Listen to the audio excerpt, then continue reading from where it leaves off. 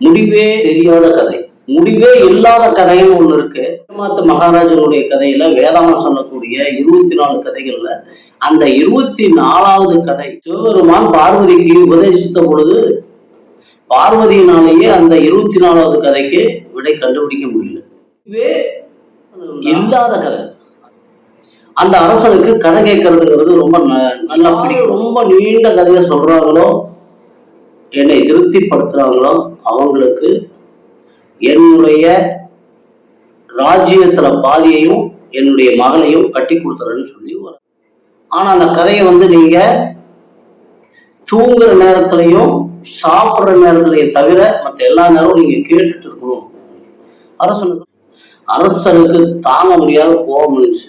மேல கேட்க முடியாது, இந்த ராஜ்யத்தை வச்சுக்கோ, நான் சொன்ன மாதிரி ராஜ்யத்துல பாதியை வச்சுக்கோ, என் பொண்ணையும் கல்யாணம் பண்ணி கொடுத்துறேன்னு சொல்லி நிறைய பேருக்கு ஒரு வருத்தம், நமக்கு மட்டும் ஏன் இந்த பிரச்சனைகள் இருக்குது, நமக்கு இந்த பிரச்சனை எப்ப தீரும், தீரவே தீராதா, நமக்கு மட்டும்தான் இந்த கடன் இருக்கு அப்படின்னு. அது எந்த பிரச்சனையா இருந்தா இன்னமும் அவங்களுக்கு மட்டும்தான் இருக்கிற மாதிரி ஒரு எண்ணங்கள் நிறைய பேர்த்துக்கு இருக்கும். ஆனா வீட்டுக்கு வீடு வாசப்படி அப்படிங்கிறது ஒவ்வொரு இதுலையும் அந்த அனுபவத்துலதான் நம்ம உணர்ந்துக்க முடியும். அந்த விதத்துல பாத்தீங்கன்னா எந்த பிரச்சனைக்கும், இந்த பிரபஞ்சத்துல எந்த பிரச்சனைக்கும் எந்த செயலுக்கும் தீர்வு இல்லை அப்படிங்கிறது கிடையவே கிடையாது. அதனால அது மாதிரியான ஒரு கதையைத்தான் இப்ப இந்த பார்க்க போறோம். முடிவே தெரியாத கதை, முடிவே இல்லாத கதைன்னு ஒண்ணு இருக்கு. விக்ரமாதித்த மகாராஜனுடைய கதையில வேதாளம் சொல்லக்கூடிய 24 கதைகள்ல அந்த 24வது கதை சிவபெருமான் பார்வதிக்கு உபதேசித்த பொழுது பார்வதியினாலேயே அந்த 24வது கதைக்கு விடை கண்டுபிடிக்க முடியல. அப்ப சிவபெருமான் சொன்னாரு, இதுக்கு விடையே இல்லை, விடை தெரியாத கதை அப்படின்னு சொல்லி சிவபெருமானே சொன்னதான் அந்த விக்ரமாதித்த கதையில வரும். அதே மாதிரி ஒரு கதை இது வேற. இது முடிவே இல்லாத கதை, அது முடிவு தெரியாத கதை, இது முடிவு இல்லாத கதை. ஒரு அரசன் இருந்தா அந்த அரசனுக்கு கதை கேட்கறதுங்கிறது ரொம்ப நல்லா பிடிக்கும். அதுலயும் நீண்ட கதையா, ரொம்ப நேரம் கதை கேட்கறதுல அவங்களுக்கு ஆர்வம், நீண்ட கதையா வேணும் அவங்களுக்கு. அப்போ கதை கேட்கிறா, எல்லாரும் என்ன ஆறு சொல்ற கதையும் அவருக்கு திருப்தியே இல்லை. அதனால ஒரு அறிவிப்பை வெளியிடுறாரு, யாரு ரொம்ப நீண்ட கதையை சொல்றாங்களோ, என்னை திருப்திப்படுத்துறாங்களோ அவங்களுக்கு என்னுடைய ராஜ்யத்துல பாதியையும் என்னுடைய மகளையும் கட்டி கொடுத்துறேன்னு சொல்லி ஒரு அறிவிப்பை கொடுக்குறாரு. இந்த அறிவிப்பை பார்த்துட்டு ஒருத்தர் வர்றார், ஒரு மாதம் கதையை சொல்லிட்டே இருக்காரு. ஒரு மாதம் கதை சொல்றாரு.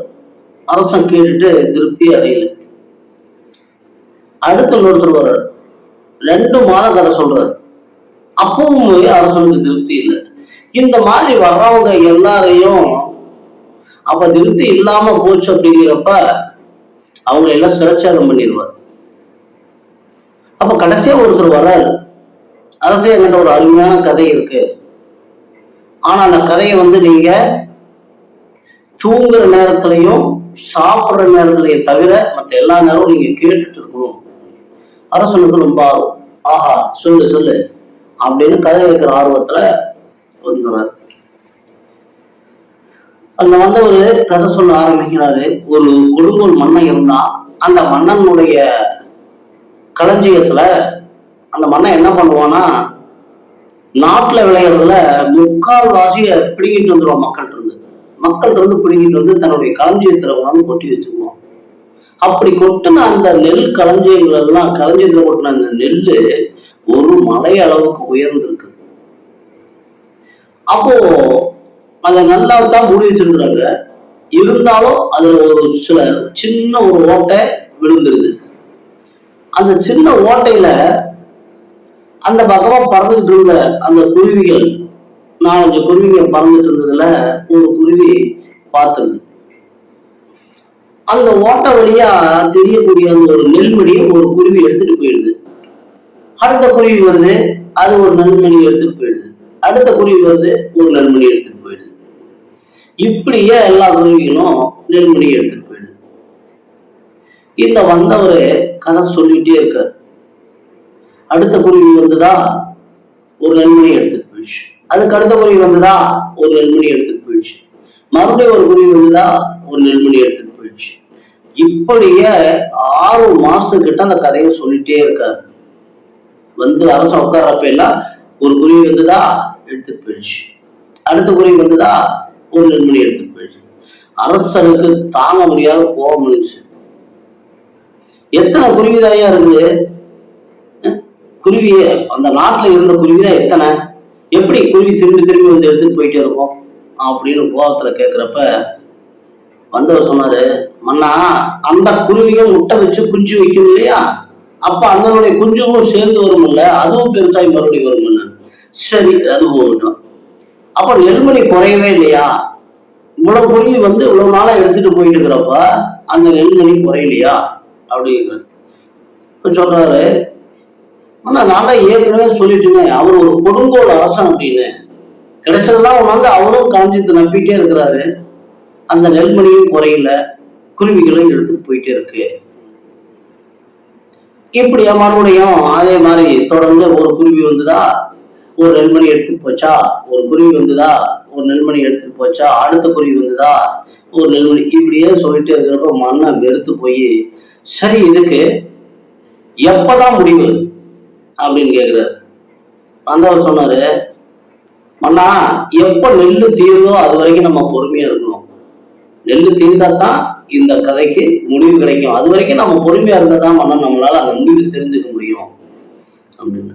மன்னன் பார்த்துட்டு, எல்லாம் என்னால முடியாது, என்னால இதுக்கு மேல கேட்க முடியாது, இந்தா ராஜ்யத்தை வச்சுக்கோ, நான் சொன்ன மாதிரி ராஜ்யத்துல பாதியை வச்சுக்கோ, என் பொண்ணையும் கல்யாணம் பண்ணி கொடுத்துறேன்னு சொல்லி கொடுத்துறாரு. என்ன நண்பர்களே, இப்ப இந்த கதை என்ன சொல்லுது? எவ்வளவு பெரிய சூட்சமா இருந்தாலும் முடிவே இல்லை அப்படின்னா கூட அதுக்கு ஒரு முடிவு இருக்கு இந்த பிரபஞ்சத்துல. அதனால உங்களுக்கு வரக்கூடிய கஷ்டங்கள் நமக்கு இவ்வளவு நாளா இருக்கே, எவ்வளவு நாள், கொஞ்சம் பொறுமையா இருங்க, அல்லது அதுக்கு உண்டான தீர்வை தேடி நீங்க செய்யணும். அப்பதான் அதுக்கு ஒரு முடிவுங்கிறது கிடைக்கும். எல்லாரும் என்னால முடியாது முடியாது முடியாது அப்படின்னா, முடியாதுங்கிற வார்த்தை உங்ககிட்ட வந்தது அப்படின்னா கண்டிப்பா முடியாது. தீருமா அப்படின்னு நீங்க ஒரு சந்தேகத்தோட கேட்டீங்கன்னா அதுவும் தீராது. தீர்ந்துங்கிற நம்பிக்கையை வைங்க.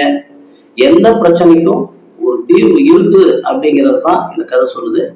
நன்றி. மீண்டும் அடுத்த பதிவில் பார்க்கலாம்.